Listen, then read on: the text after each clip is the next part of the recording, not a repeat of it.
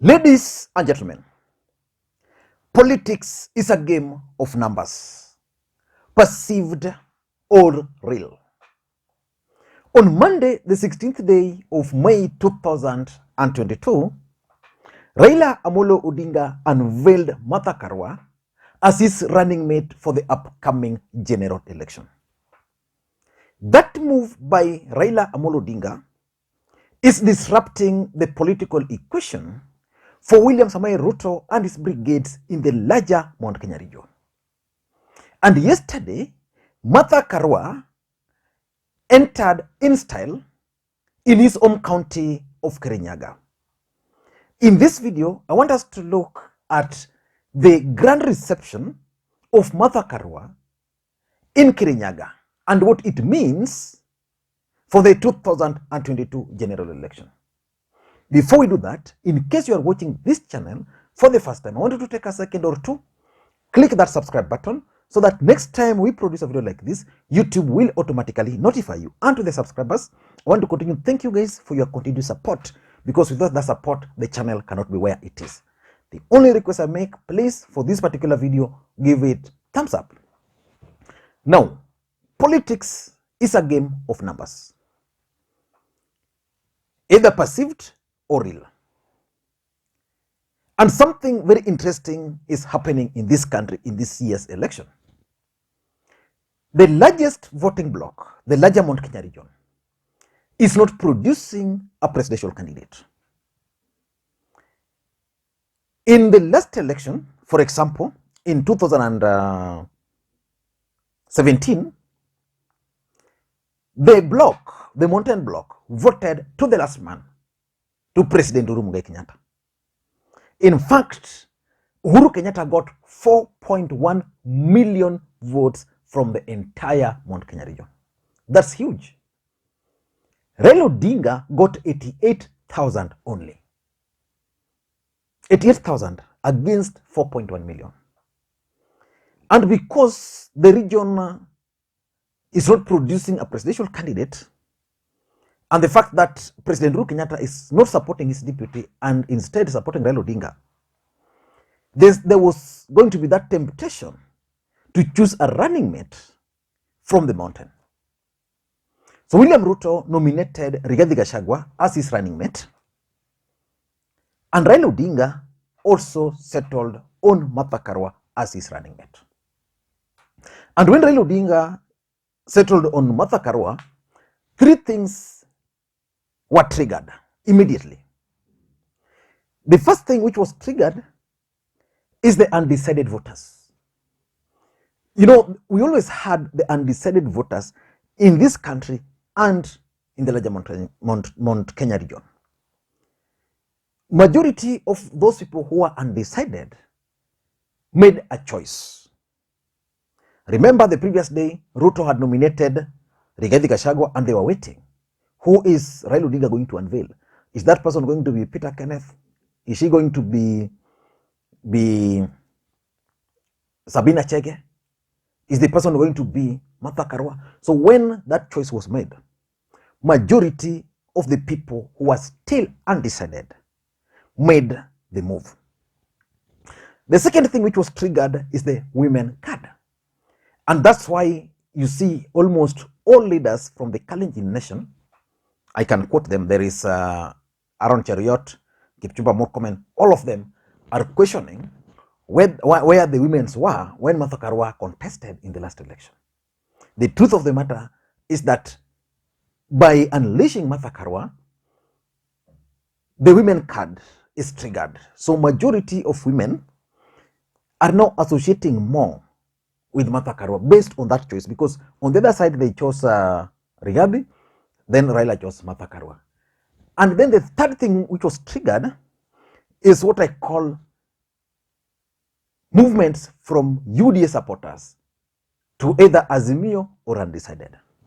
The truth of the matter is that the moment Martha Karua was nominated, majority of people in UDA who are for Kithure Kindiki decided to join Azimio.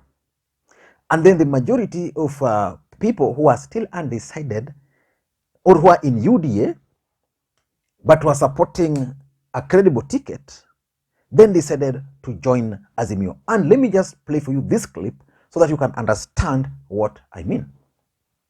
Mimi naitwa Gabriel kutoka hapa Githurai.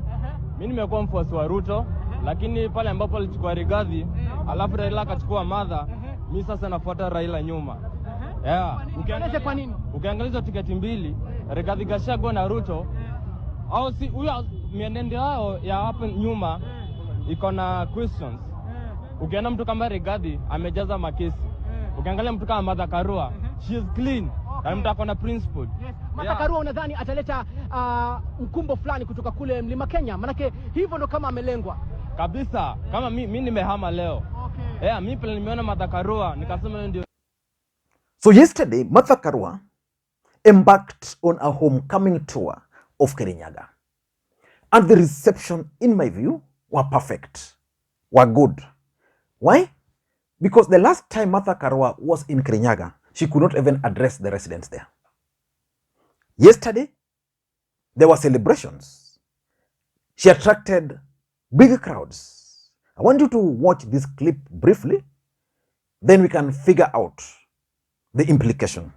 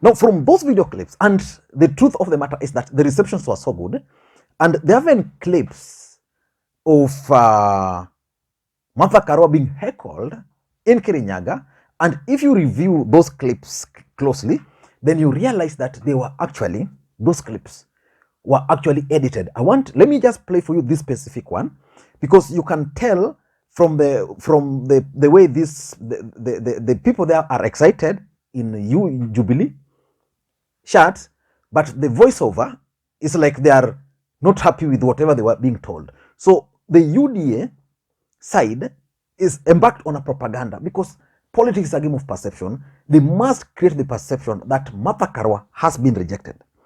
And with this reception, a lot of things are going to happen. I'm going to explain. Just watch this clip briefly before we proceed.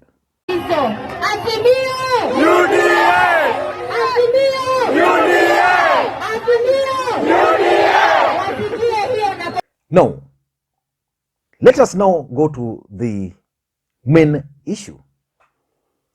What can you gather from Martha Karua's reception in Kirinyaga? In my view, 4 or 5 things. Number 1 is that charity begins at home. So the people of Kirinyaga finally decided to stick or to support one of their own. Blood is always thicker than water. That's the truth. In fact, that explains why the people of Tharaka Nithi were not happy when Kithure Kindiki was not nominated. So the people of Kirinyaga are showing Martha Karua that we love you. Charity begins at home. So Martha Karua deciding to go to Kirinyaga first and getting that kind of a reception is a good signal that she's being accepted. My worry, and I was telling someone that I strongly believe that Martha Karua ought to have relaxed a bit. Instead of going to the village immediately, maybe she ought to have mobilized the crowd. But I think she was right by just going there without much mobilization. And like someone like Rigathi Gachagua has not yet gone to the ground. Why? because they're still mobilizing. They want to go there when everything is set. Yesterday was just the burial of the brother, and William Ruto also just visited Moses Kuria's constituency. But the truth is, they'll organize massive homecoming. For Martha Karua, the significant is that home, where charity begins, received her well. Then number two, from that reception, it means Martha Karua has now gained the momentum for other parts of the larger Mount Kenya region. You see, if she was rejected, like today she's supposed to be in Meru, then Meru would also rebel. And based on the reception of yesterday, because most people were still like, do we go, do we not go, you know, based on the reception she received yesterday, rest assured that that momentum is going to be sustained in the next event, unless they're going to make a mistake. Unless, because remember, even the day Martha Karua was nominated, there was celebration almost, you can say they were organized, but they were all over the mountain. So that momentum, they received it in Kirinyaga. So I'm going to wait and monitor very closely how Meru, in particular, is going to react to Martha Karua today during her tour of that particular region. The third thing is that the people of the Kikuyu nation, based on the speeches, are now left with a choice. Martha Karua and Rigathi Gachagua. That's the path these guys are going to take. For William Ruto and his brigades, they want the choice to be between William Ruto and Raila Odinga. And I was reading yesterday, someone was posting that for them, they know that both Ruto and Raila are nilots. So they don't care about the two. What they care about is Martha Karua, who is one of their own, and Rigathi Gachagua, who is one of their own. And they are going to use several parameters to decide whether their interests can be served better with Rigathi or Martha, whether Martha Karua can change their economy or it will be the Rigathi. So basically, what is going to happen is that the interest of the mountain is now being made a subject so that they'll have to decide. So for Martha Karua, her speeches and whatever they were trying to say there is that Martha Karua at one point was actually the man when the Kikuyu nation needed a man. And that was reference to Kibaki era, when Kibaki and Raila were fighting and it took Martha Karua to defend Kibaki.